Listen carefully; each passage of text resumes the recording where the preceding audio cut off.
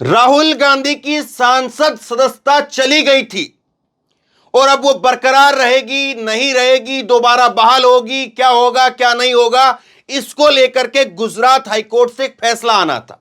फैसला आ चुका है। इस फैसले का इंतजार पूरे देश को था, लेकिन जो फैसला आया है उसको सुनिए और फैसले से क्या असर पड़ेगा राहुल गांधी के ऊपर, कांग्रेस पार्टी के ऊपर और 2024 के चुनाव के ऊपर।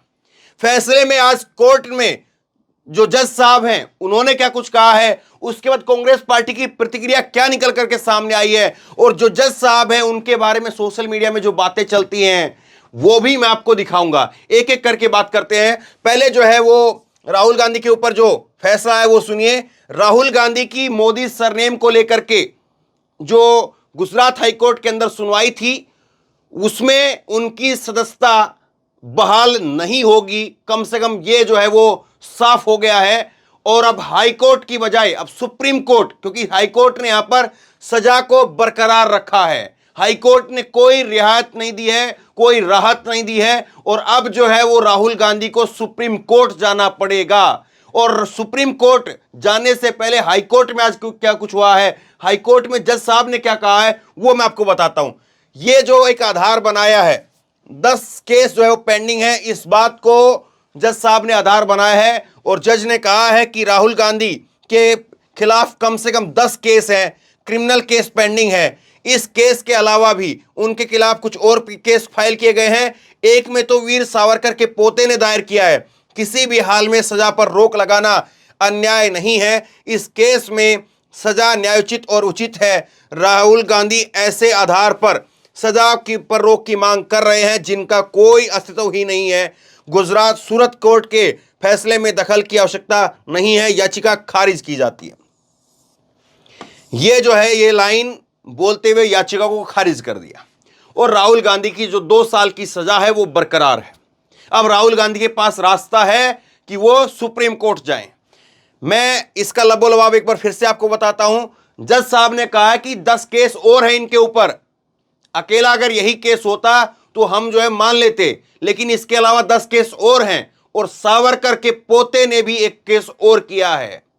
तो राहुल गांधी जो हैं उनके खिलाफ 10 केस पेंडिंग और हैं। इस बात को आधार मानते हुए जो है वो जज साहब ने याचिका को खारिज कर दिया। अब कांग्रेस पार्टी इस पर क्या कह रही है सुनिए। जयराम रमेश का ट्वीट है। जयराम रमेश ने कहा कि राहुल गांधी की संसद से अयोग्यता पर गुजरात हाईकोर्ट की एकल पीठ का फैसला हमारे संज्ञान में आया है। माननीय न्यायाधीश के तर्कों का अध्ययन किया जा रहा है जैसा कि होना चाहिए। डॉक्टर अभिषेक मनु सिंघवी दोपहर 3 बजे मीडिया से इस पर विस्तार से चर्चा करेंगे। हाईकोर्ट के फैसले ने इस फैसले को आगे तक ले जाने के हमारे संकल्प को दुगना कर दिया है। तो कांग्रेस पार्टी यहां पर कह रही है कि सुप्रीम कोर्ट में अब इस मामले को लेकर के जाएंगे और आज कांग्रेस के नेता, वरिष्ठ वकील, सुप्रीम कोर्ट के वकील डॉक्टर मनु सिंघवी, अभिषेक मनु सिंघवी जो है वो प्रेस कॉन्फ्रेंस करेंगे 3 बजे और डिटेल में जो है फिर इस पर बात करेंगे। तो ये बात जो है वो जयराम रमेश की तरफ से कांग्रेस पार्टी का जो स्टैंड है वो साफ कर दिया गया है कि हम इस पर जो है डिटेल में अभी इसकी चेकिंग कर रहे हैं और उसके बाद में 3 बजे जो है इस पर बात करेंगे। लेकिन राहुल गांधी को जिस तरह से यहां पर उनकी सजा को बरकरार रखा गया, ये मैक्सिमम सजा थी। राहुल गांधी ने, आपको मालूम होगा, वो आपको केस भी दिखा देता हूं। राहुल गांधी को जो है वो 2019 के अंदर उन्होंने कोलार में, 2019 में कोलार में कर्नाटक में वो एक भाषण दिया था। राहुल ने पूछा था कि एक छोटा सा सवाल है, इन सब चोरों के नाम मोदी मोदी कैसे हैं? नीरव मोदी, ललित मोदी, नरेंद्र मोदी और अभी थोड़ा और ढूंढेंगे तो बहुत सारे मोदी मिलेंगे। ये जो है राहुल गांधी ने 2019 में कोलार में, कर्नाटक में जो है चुनावी भाषण दिया था और वहां पर ये इस बात को कहा था।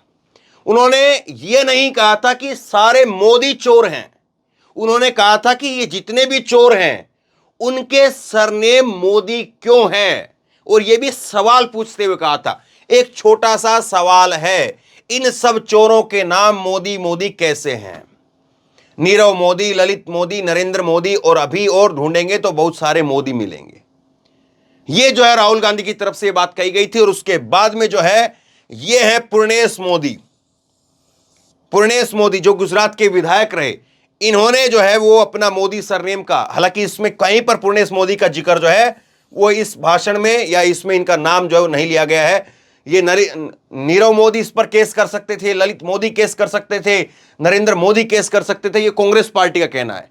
लेकिन इन्होंने, पूर्णेश मोदी ने केस किया, तो इनके केस करने का आधार ही नहीं बनता है, क्योंकि ये ना वहां पर मौजूद थे, ना उस राज्य के हैं, और किसी तरह से इनका कोई लेना देना नहीं है। लेकिन फिर भी इन्होंने केस कर दिया कि ये सब मोदी सरनेम या मोदी का जो जाति है उसका जो है वो उनका अपमान किया है। ये बात जो है वो यहां पर पूर्णेश मोदी की तरफ से कही गई, और पूर्णेश मोदी ने फिर जो है केस जो है इसमें फाइल कर दिया। अब देखिए, जो जज साहब जिन्होंने आज फैसला सुनाया है, उन जज साहब का नाम जो है वो बहुत बार सोशल मीडिया पर चलता है, और बहुत बार बहुत तरीके की चीजें जो है वो कही जाती हैं। अब उस पर भी थोड़ी सी रोशनी डालता हूं मैं। ये देखिए, जस्टिस जो है वो हेमंत प्रच्छक, जस्टिस हेमंत प्रच्छक है, और इन्होंने आज का फैसला सुनाया है, और इन्होंने राहुल गांधी की 2 साल की सजा को बरकरार रखा है। ये है जज साहब हेमंत प्रच्छक। और अब जो है इनके बारे में मैं कुछ डिटेल में आपको दिखाता हूं, क्योंकि सोशल मीडिया पर कई तरह की अफवाहें चलती है, वो अफवाह ना चले, इसलिए जो है मैं आपको ये बैकग्राउंड क्या है, किस तरह से है, उसकी असल सच्चाई क्या है, वो आपको बता देता हूं। ये जनसत्ता की खबर है 29 अप्रैल 2023 की। मोदी के सीएम बनते ही जस्टिस प्रच्छक बने थे सरकारी वकील। पीएम बनने के बाद दिल्ली से जुड़ा हुआ सुन रहे हैं राहुल गांधी का केस। मोदी जब मुख्यमंत्री बने गुजरात के अंदर, उस वक्त में जस्टिस प्रच्छक जो है वो सरकारी वकील थे, सरकारी वकील बन गए थे।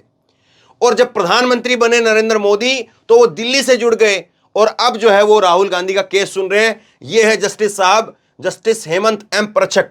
तो ये 30 साल से वकालत कर रहे थे, 1.5 साल से अब जो है वो जज हैं, गुजरात की सरकार के वकील रह चुके हैं, केंद्र में एडवोकेट रहे हैं ऑन रिकॉर्ड। तो ये सब बातें जो है वो राहुल गांधी के आज जो जज साहब हैं उनके फैसले को लेकर के, जाहिर सी बात है सोशल मीडिया पर चीजें लिखी जाएंगी बहुत सारी।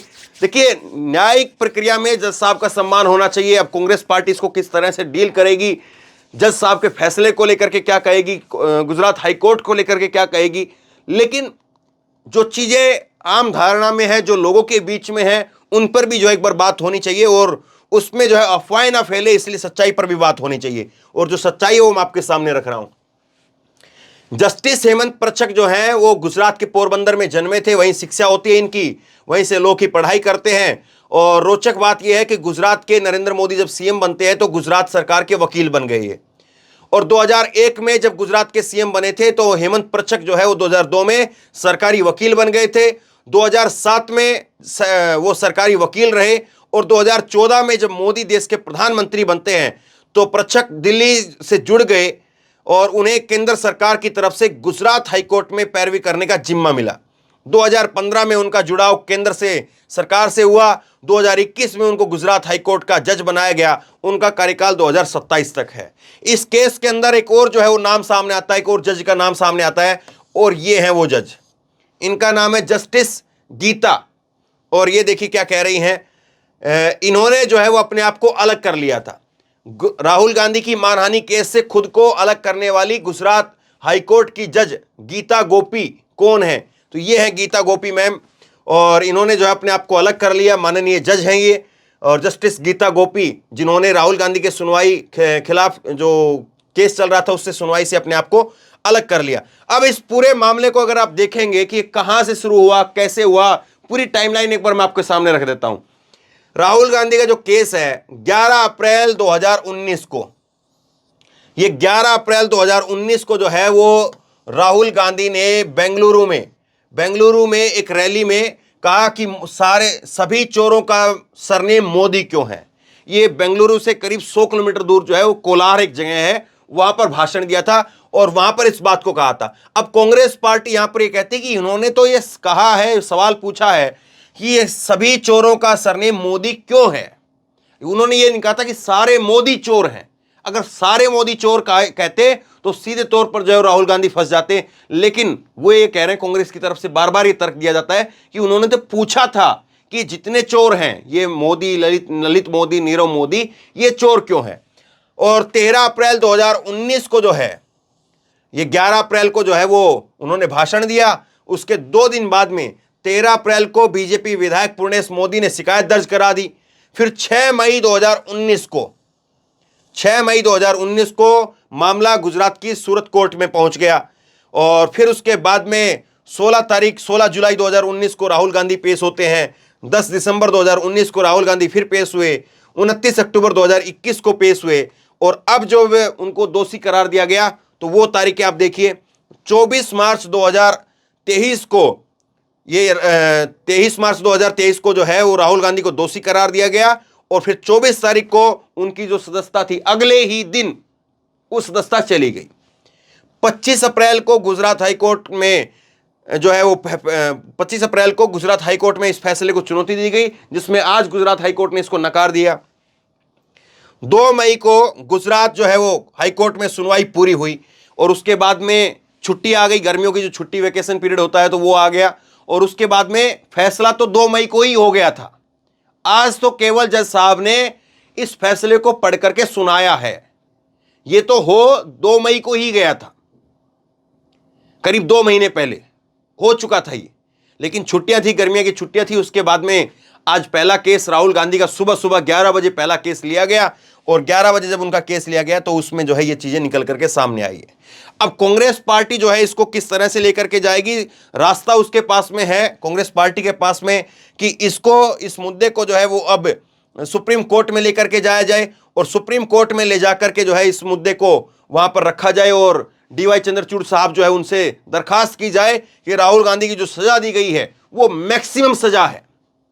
और अभी तक मानहानि के केस में, मैंने आपको पहले भी खबर डिटेल में बताई है, मानहानि के केस में अगर आप बहुत पुराना से पुराना रिकॉर्ड उठा करके देखेंगे तो कई सौ वर्षों में पहली बार ऐसा हुआ है कि राहुल गांधी को, किसी शख्स को मानहानि के केस में मैक्सिमम सजा मिली है, 2 साल की सजा। तो कांग्रेस पार्टी लगातार यही कहती है कि 2 साल की सजा इसलिए दी गई है कि राहुल गांधी की सदस्यता चली जाए, राहुल गांधी 2024 का चुनाव ना लड़ पाए, उनके चुनाव लड़ने पर रोक लग जाए। और एक तरफ बीजेपी अपने आप को कहती बहुत मजबूत है और दूसरी तरफ जो है राहुल गांधी को चुनाव से दूर रखने के लिए ये सब हथकंडे अपनाए गए। ये कांग्रेस पार्टी का तर्क है। अब कांग्रेस जो है इसमें चाहेगी कि कम से कम जो है राहुल गांधी की जो सजा है सुप्रीम कोर्ट से, क्योंकि अब हाईकोर्ट से तो जो है वो राहत मिली नहीं। यहां पर ये हाईकोर्ट है, गुजरात हाईकोर्ट आप देख रहे हैं, तो गुजरात हाईकोर्ट से तो राहत मिली नहीं।